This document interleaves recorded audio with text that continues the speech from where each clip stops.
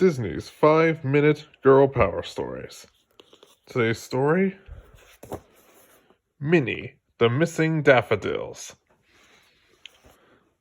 One spring day, Daisy Duck went to her friend Minnie's house to help with the garden. But when the two got outside, they found a big surprise. "My daffodils!" Minnie shrieked. "They're gone! I don't understand! They were here yesterday!" "This is terrible," Daisy said. "It must be a flower prowler."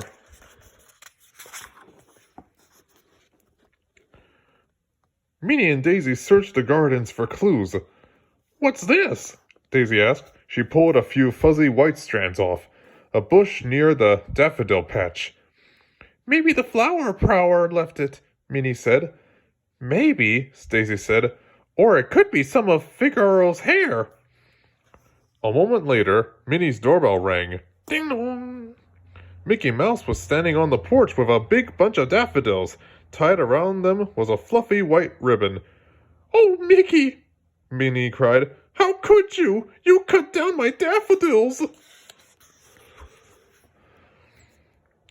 Mickey looked confused. "What do you mean, Minnie?" he asked. "I bought these at the flower shop because I know you love daffodils." "Really?" Minnie said, putting the flowers in a vase. She was glad that Mickey wasn't the flower prowler. Minnie, Daisy, and Mickey decided to look around the town for the flower prowler. They headed to the park and found Goofy. He was wearing a big daffodil on his vest. And he was playing with a yo-yo that had a fuzzy white string.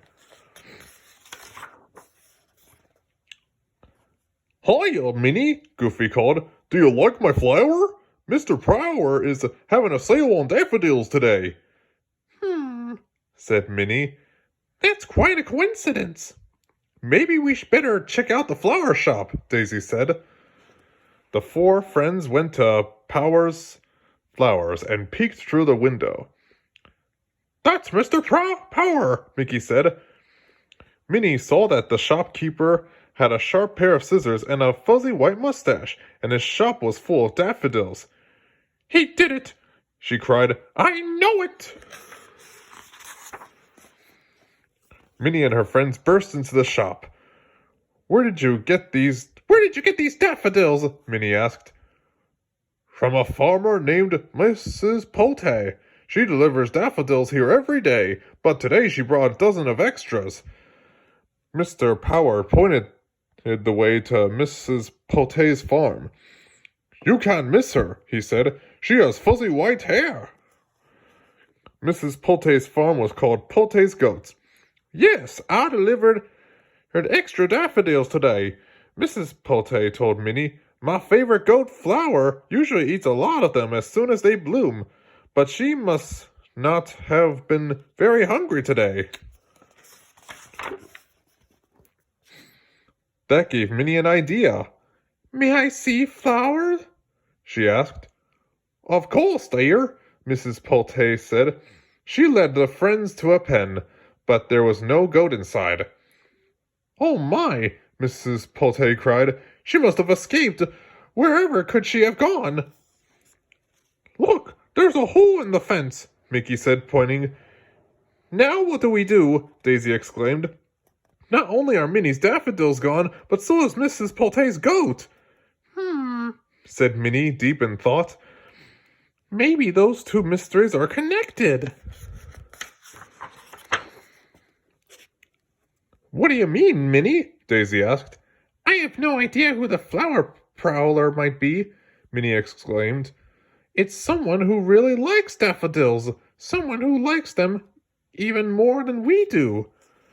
Daisy held up the fuzzy strands of hair. "Don't forget this," she reminded Minnie. "Isn't it still a clue?" "It sure is," Minnie agreed. "And so is this." She pointed toward a trail of footprints. "Follow me!" Minnie and the others followed the footprints straight to Daisy's yard. There was a flower happily munching away on Daisy's flowers. "See," Minnie said. "I knew it! There's our flower prowler. Now if we could only train her to like weeds instead."